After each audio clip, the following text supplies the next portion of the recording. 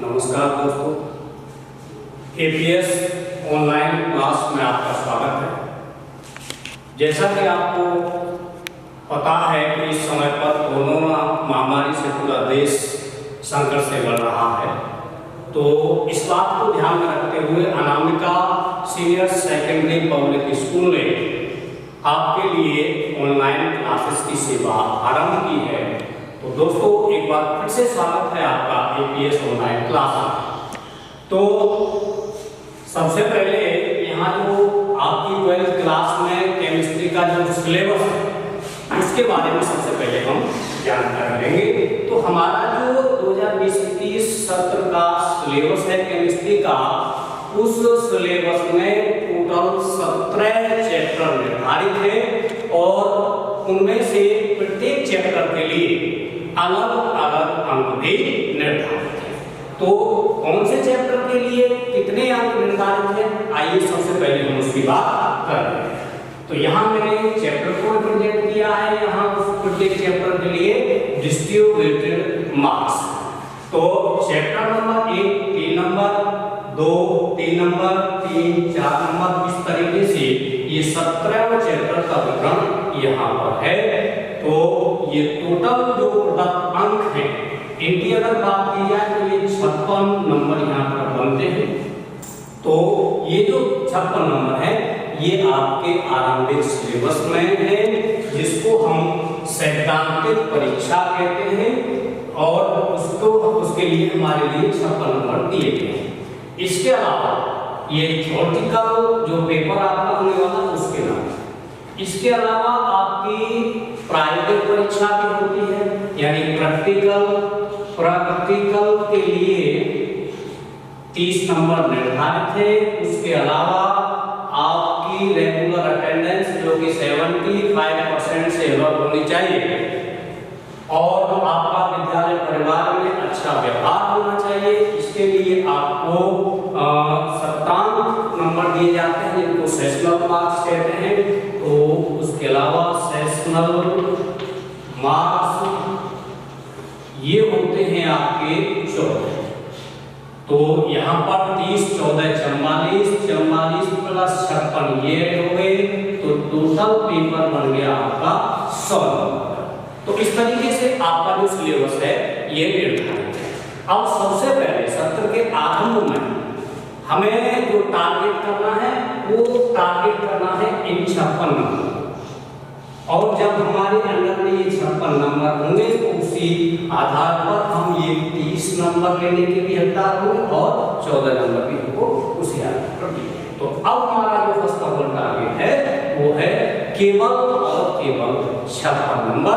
आइए देखते हैं इन 56 नंबर को हम कैसे अचीव करेंगे। तो इसके लिए समय को ध्यान रखते हुए हम सबसे पहले चैप्टर स्टार्ट करेंगे और चैप्टर नंबर 1 की बात यहाँ कर लेते हैं। तो चैप्टर नंबर 1 जो है आपका, उसका नाम है ठोस अवस्था यानी सॉलिड स्टेट। तो चैप्टर 1 ठोस अवस्था, इंग्लिश में इसको कहते हैं सॉलिड स्टेट। जैसा कि मैंने अभी थोड़ी देर पहले आपको बताया था कि इस नंबर से बोर्ड परीक्षा में, इस चैप्टर से बोर्ड परीक्षा में 3 नंबर के प्रश्न आपसे पूछे जाएंगे। मार्क्स कितने होंगे बच्चों? 3 नंबर। 3 नंबर के प्रश्न है बोर्ड परीक्षा में, वो इस चैप्टर से संबंधित आपसे पूछे जाएंगे। तो चैप्टर नाम को समझो। तो सबसे पहले हम इसी पॉइंट को आइडेंटिफाई करते हैं, इसी को परिभाषित करते हैं। ठोस अवस्था किसे कहते हैं? ठोस अवस्था। तो इसको परिभाषित करने की बात करें तो ध्यान दें आप लोग, इसको मैं परिभाषित कर रहा हूं। किसी पदार्थ की वह अवस्था जिसमें उसके अवयवी कण प्रबल अंतराकर्षण बल द्वारा न्यूनतम दूरी पर एक दूसरे के साथ बंधे रहते हैं, वह अवस्था कहलाती है उस पदार्थ की ठोस अवस्था। तो इसको हम एक छोटे से समझने की कोशिश करेंगे। तो यहाँ पर मान लो हमने समान आयतन के लिए 3 पीस यहाँ पर लिए, इनका आयतन सबका समान है, 1, 2 और ये तीसरा टुकड़ा है।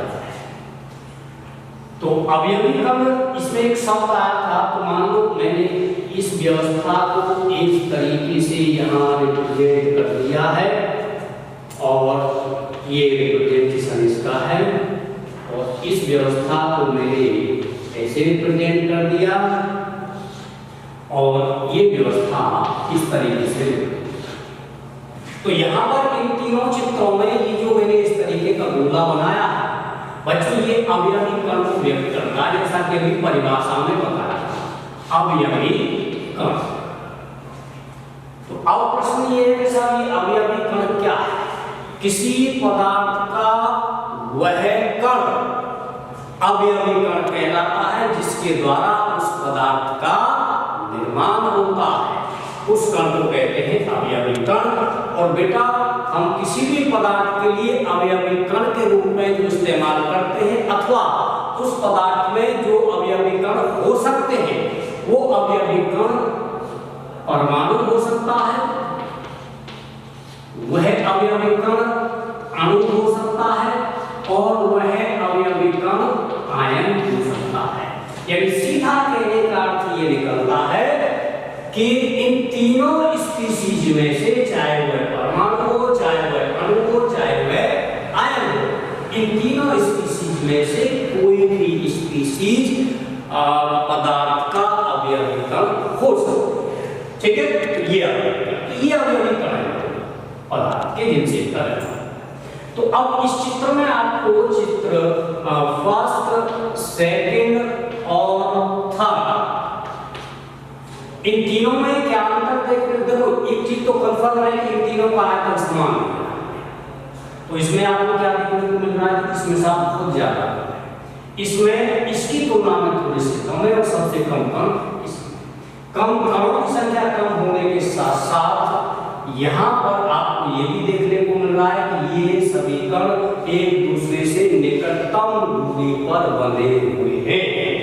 इसमें थोड़ा कम ज्यादा दूरी पर है सभी और इसमें सबसे अधिक दूरी पर है। तो ये सामान्य सी बात है कि ये दो कण है इस तरीके से रिप्रेजेंट किए जा रहे हैं और फिर ये दो कण है और फिर ये दो कण है इस तरीके से।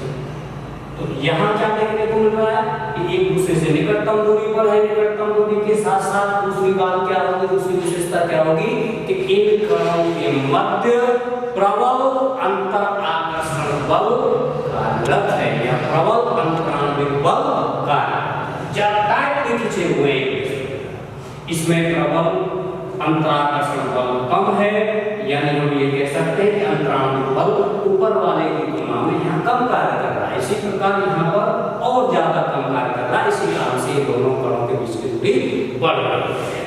तो यहाँ पर ये तो जो हमारी इन तीनों अवस्थाओं को यदि हम रिप्रेजेंट करें, ये अवस्था कौन सी हो सकती है, तो बेटा ये अवस्था होगी ठोस, ये अवस्था होगी यहाँ पर द्रव और ये अवस्था होगी गैस की।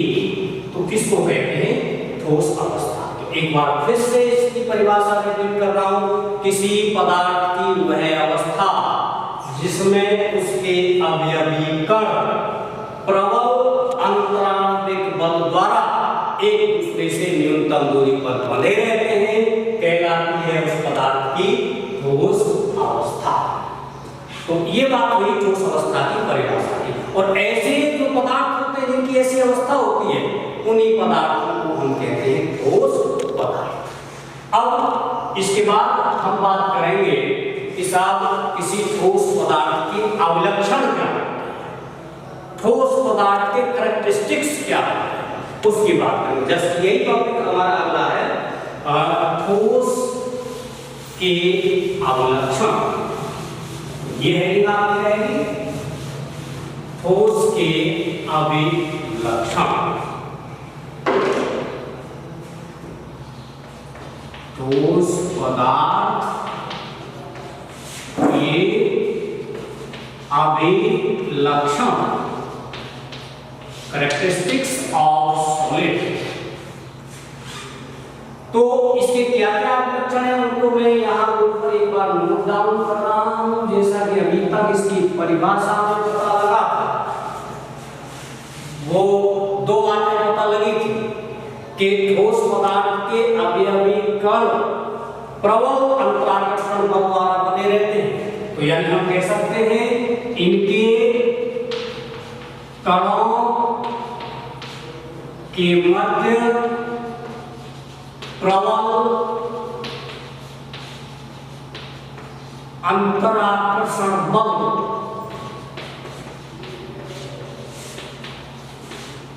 कार्य करते हैं।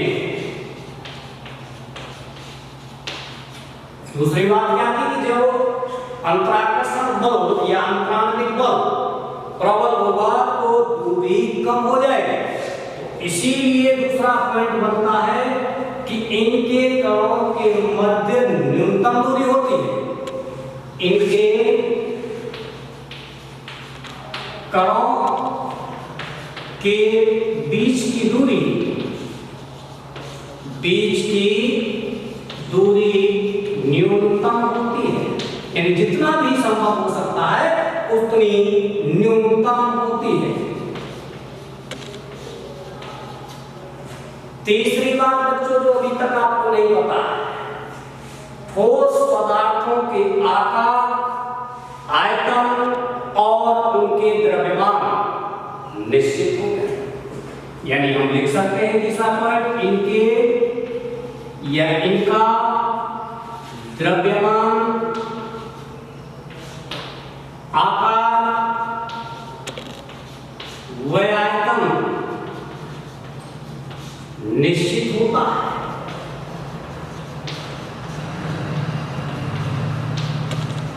और चौथी बात कि साथ इनको दबाया नहीं जा सकता, अर्थात ये असंपीडन एवं कठोर होते हैं। नंबर 4, ये असंपीडन एवं कठोर होते हैं। और नंबर अगला कि ठोस पदार्थों के जो अवयवी कण है, अभी मैंने जैसे बताया था अवयवी कण क्या हो सकता है, परमाणु, अणु अथवा आयन। तो इनके जो अवयवी कण होते हैं वो अपनी स्थितियों को छोड़कर इधर उधर नहीं जाते। ये अवयवी कण केवल अपनी माध्य स्थितियों के परितः दोलन कर सकते हैं। यानी नंबर 5वां पॉइंट बन जाता है, इनके अवयवी कण अपनी स्थितियों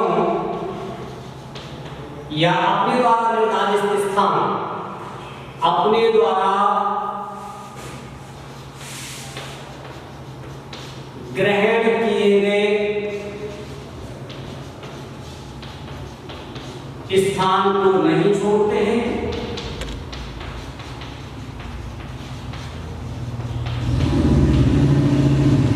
एवं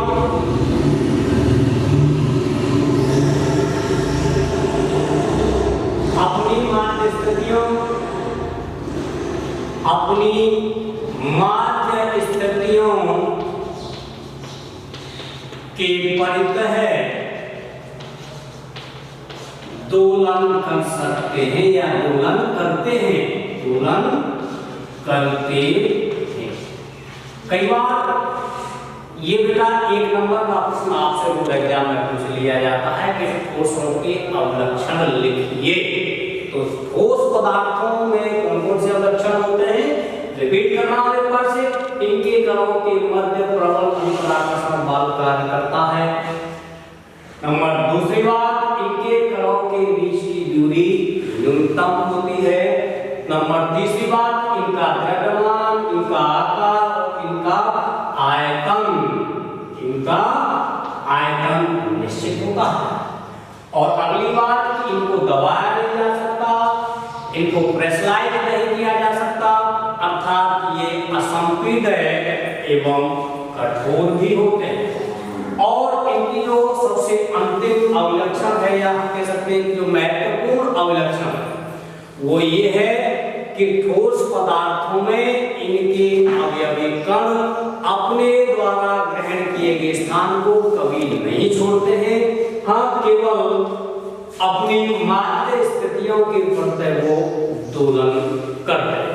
तो ये थे बेटा ठोस पदार्थ के अभिलक्षण। एक नंबर का प्रश्न बोर्ड एग्जाम में आपसे पूछा जाता है तो आप ये 5 अभिलक्षण उसके बारे में बताएं।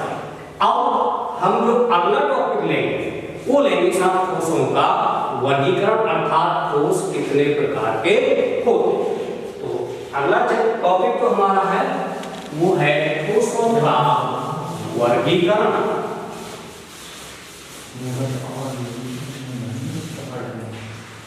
ठोसों का वर्गीकरण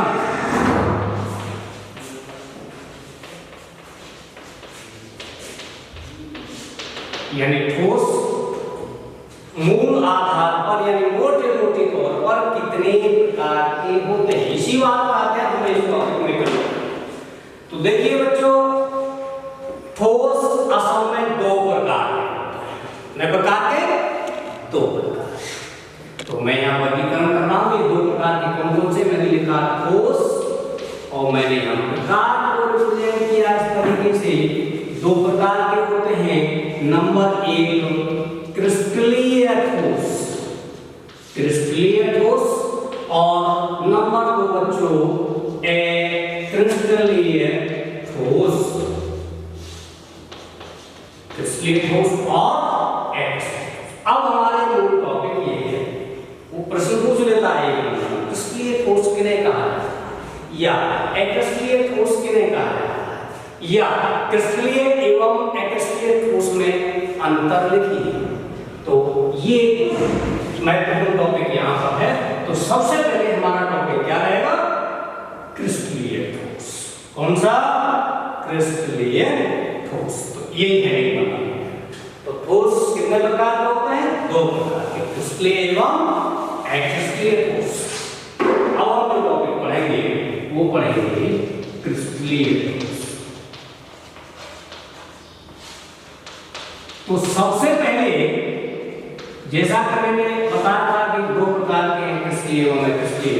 तो दोनों को परिभाषित करने के लिए, दोनों के उदाहरण बताने के लिए हम सबसे पहले एक चित्र का अध्ययन करें और मैं वो चित्र बना रहा हूं, उसकी ओर ध्यान। 2 चित्र बना रहा हूं, गौर से देखेंगे।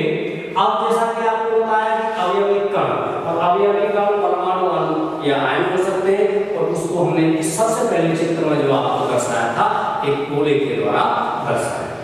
तो हम मान लेते हैं कि किसी पदार्थ में 2 प्रकार के अवयवी कण हैं, एक इस प्रकार के और दूसरे इस प्रकार के।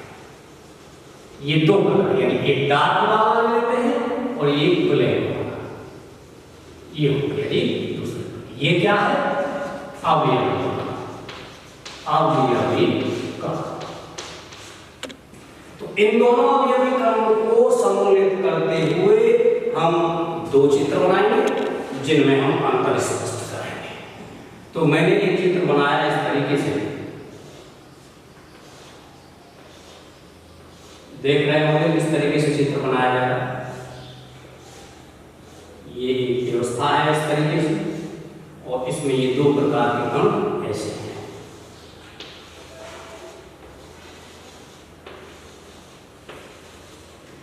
और आगे इसको ऐसे प्रोसेस कर दिया।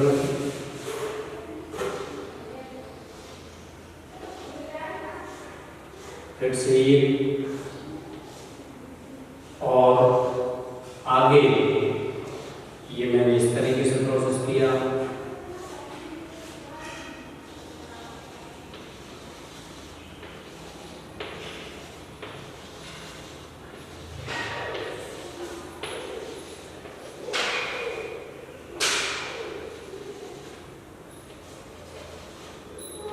इसी क्रम में इस चित्र को आगे भी बढ़ाया जा सकता है। ये वाली वाले जो बन रहे, फिर मैंने एक यहाँ जोड़ दिया, फिर मैंने एक यहाँ जोड़ दिया। देखो ऊपर और एक को जोड़ के बता रहा हूँ आपको कैसे जोड़ सकते हैं।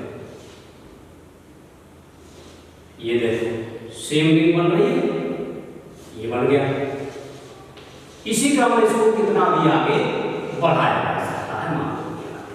ठीक, ये एक चित्र है, चित्र ए मान, चित्र ए। इसी के बगल में मैं एक और चित्र बना रहा हूं जिसमें सेम इसी दो प्रकार के अवयवी कण उपस्थित होंगे। ये मैंने इस तरीके से, इसमें भी दो प्रकार के अवयवी कण है साहब।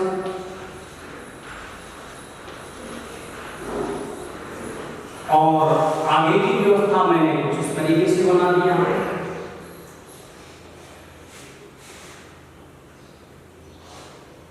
यहां भी दो प्रकार की यही अवयवी कण, इस व्यवस्था को मैंने ऐसे जोड़ दिया और आगे मान लो ये व्यवस्था बना दी।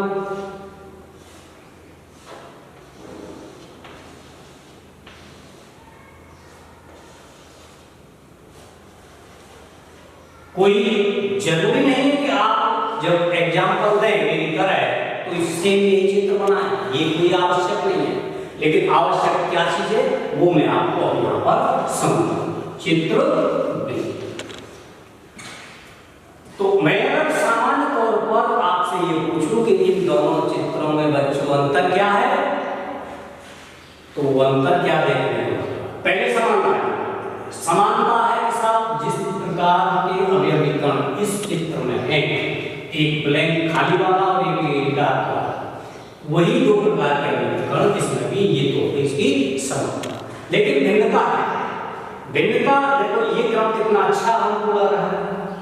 ये अच्छा क्यों लग रहा है? क्योंकि इसमें समानता, ये जो वलय बनी हुई है ये षटकोणीय वलय है, ये भी षटकोणीय वलय है, इसी प्रकार ये भी षटकोणीय, ये भी षटकोणीय, आगे जब जुड़ेगा तो षटकोणीय ही इसमें हो। तो यानी और इसमें ये वाली वलय षटकोणीय है, ये पंचकोणीय है, ये त्रिकोणीय, ये त्रिकोणीय है। तो यानी क्या फिक्स हुआ कि साहब इसकी ज्यामिति निश्चित है। इसकी ज्यामिति क्या विशेषता है बेटा इसकी? निश्चित ज्यामिति, निश्चित ज्यामिति। अगर आपसे कोई पूछे कि किस प्रकार की ज्यामिति है तो आप बता दें कौन सी? षटकोणीय। कौन सी है? षटकोणीय। और इसमें अनिश्चित ज्यामिति, अनिश्चित ज्यामिति, क्योंकि कोई फिक्स नहीं है, कोई एक प्रकार की नहीं है, इसलिए अनिश्चित। तो मूल रूप से यही अंतर होता है क्रिस्टलीय और एक्रिस्टलीय ठोस में। यानी ये वाला जो चित्र है ये किसको व्यक्त कर रहा है? क्रिस्टलीय ठोस को, क्रिस्टलीय ठोस। और ये वाला जो चित्र है ये व्यक्त कर रहा है बेटा अक्रिस्टलीय ठोस को। ये मैंने आपको चित्र इसलिए बताया है सबसे पहले क्योंकि आप इस चित्र की सहायता से ही इसको परिभाषित कर सकें, क्रिस्टलीय और एक्रिस्टलीय ठोस को परिभाषित कर सकें। आइए अब बात करेंगे कि इनको कैसे परिभाषित किया। समझ में आ गई होगी दोनों में अंतर क्या है? इसमें ज्यामिति निश्चित होती है और इसमें ज्यामिति अनिश्चित होती है। तो बात करें क्रिस्टलीय ठोस की परिभाषा। ऐसे ठोस जिनमें उनके अवयवी कण त्रिविम में एक निश्चित ज्यामिति में व्यवस्थित रहते हैं कहलाते हैं क्रिस्टलीय ठोस। रिपीट कर रहा हूं एक बार, चित्रों को देखकर पता लग रहा है। ऐसे ठोस पदार्थ जिनमें उनके अवयवी कण त्रिविम में एक निश्चित ज्यामिति में व्यवस्थित रहते हैं क्रिस्टलीय ठोस कहलाते हैं। बात करें क्रिस्टलीय ठोस के साथ उदाहरण क्या है, तो क्रिस्टलीय ठोस में जो उदाहरण है वो अनेक है। यहाँ पर सोडियम क्लोराइड क्रिस्टलीय ठोस होता है, हीरा क्रिस्टलीय ठोस होता है, ग्रेफाइट क्रिस्टलीय ठोस होता है, मैग्नीशियम ऑक्साइड MgO क्रिस्टलीय ठोस होता है, और क्वार्टज क्रिस्टलीय ठोस होता है। इस तरीके से सोडियम क्लोराइड, हीरा, ग्रेफाइट, मैग्नीशियम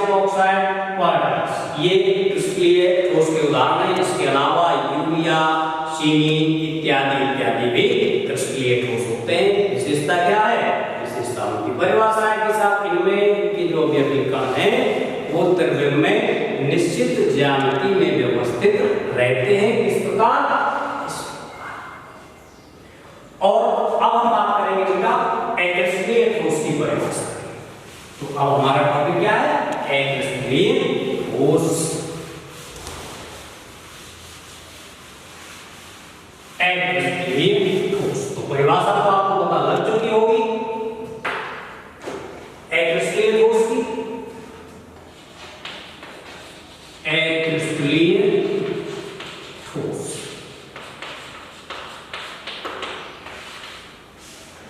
तो परिभाषा बनाएंगे, ऐसे ठोस पदार्थ जिनमें उनके अवयवी कण त्रिविम में निश्चित ज्यामिति में व्यवस्थित नहीं रहते हैं कहलाते अक्रिस्टलीय ठोस। जैसे इसके उदाहरण है जैसे रबर, प्लास्टिक, मोम, सिलिका जेल,